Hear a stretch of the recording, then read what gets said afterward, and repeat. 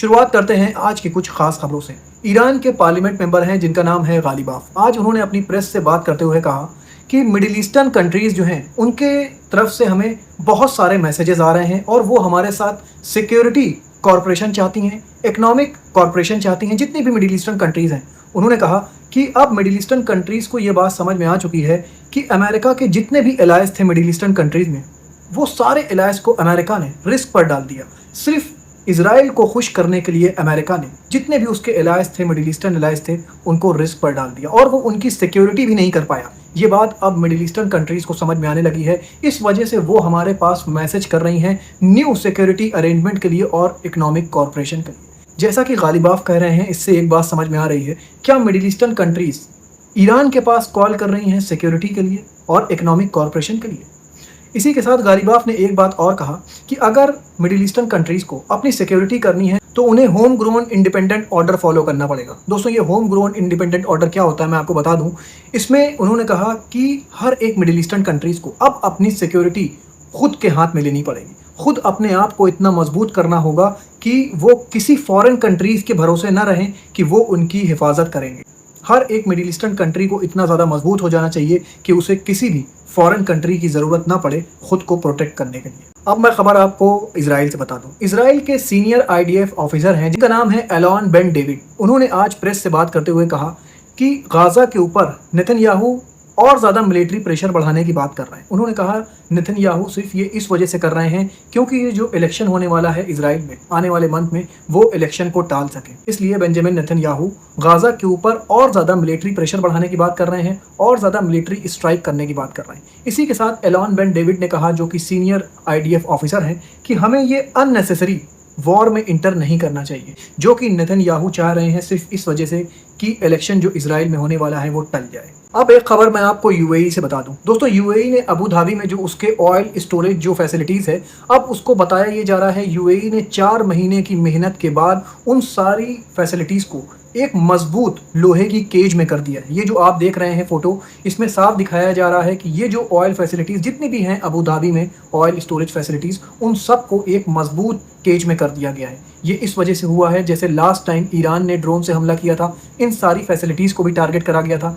इन सब खतरों को ध्यान में रखते हुए UAE ने अबू धाबी में जो उसके ऑयल स्टोरेज हैं उन सबको एक मजबूत केज के अंदर कर दिया है। अब मैं खबर आपको रशिया और यूक्रेन की बता दूँ। दोस्तों, यूक्रेन ने रशिया के ऊपर एक बहुत बड़ा हमला किया है। बताया ये जा रहा है यूक्रेन ने रशिया की जो ओजोन लॉजिस्टिक हब है, जो कि समारा रीजन में है रशिया के, वहाँ पर ज़बरदस्त हमला किया है ड्रोन से।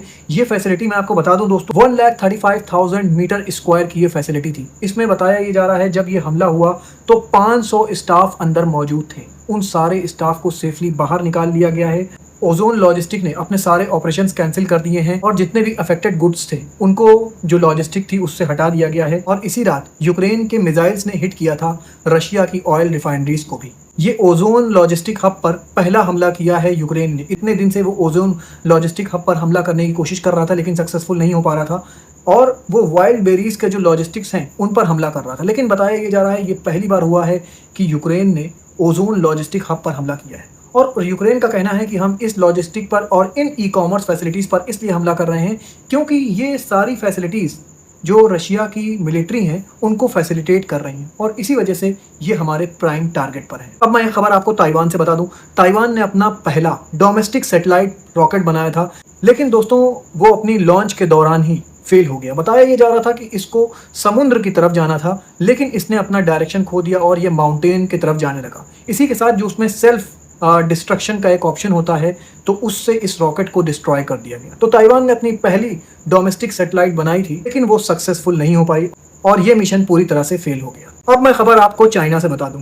दोस्तों, चाइना में मैंने आपको बताया था बीजिंग में एक ह्यूमैनॉइड रोबोट का गेम्स होने वाला है। उसी गेम्स की तैयारी चल रही है और बताया ये जा रहा है एक है ऑनर ह्यूमैनॉइड रोबोट जिसने यूसेन बोल्ट का आज रिकॉर्ड तोड़ दिया। बताया ये जा रहा है यूसेन बोल्ट का जो रिकॉर्ड था वो उन्होंने 2009 में बनाया था, जो कि था 100 मीटर रेस का, जो कि था 10.58 सेकंड में। लेकिन इस ह्यूमैनॉइड रोबोट ने जो 100 मीटर की रेस थी वो महज 9.32 सेकंड में पूरी कर ली। यूसेन बोल्ट की जो एवरेज स्पीड थी जब उन्होंने ये रिकॉर्ड बनाया था तो थी 10 मीटर पर सेकंड की, और इस रोबोट की स्पीड थी जब इसने यूसेन बोल्ट का रिकॉर्ड तोड़ा तो 14 मीटर पर सेकंड की। दोस्तों बताया ये जा रहा है कि अब स्टेबिलिटी के मामले में भी जो ह्यूमनॉइड रोबोट चाइना बना रहा है वो बहुत ज़बरदस्त है।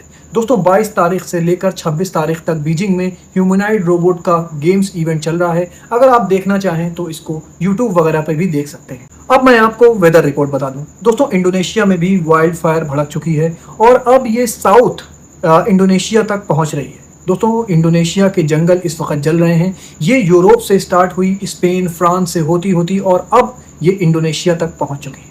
अब मैं खबर आपको चाइना की बता दूं। चाइना में आपको मैंने कई बार बताया है, रिपोर्ट भी दिया है कि चाइना में वेदर कंडीशन बहुत ज़्यादा ख़राब हो रही है। आए रोज़ वहाँ पर कोई ना कोई नया टाइफून आ रहा है और आज भी चाइना में एक टाइफून ने हिट किया जिसके बाद वहाँ फ्लड आ गई। और बताया ये जा रहा है कि इस टाइफून के चलते लगभग 159 लोगों के मारे जाने की खबर है। 10 लोग अभी भी इस टाइफून में मिसिंग हैं। ये जो टाइफून था ये चाइना के गुआंगशी रीजन में आया था। तो इसी के साथ मैं आपको बता दूं, पूरे जुलाई में जो चाइना में टाइफून आया है उसमें टोटल जो लोग मारे गए हैं वो 318 लोग मारे गए हैं अब तक, जुलाई में जो टाइफून आया था चाइना में उसमें।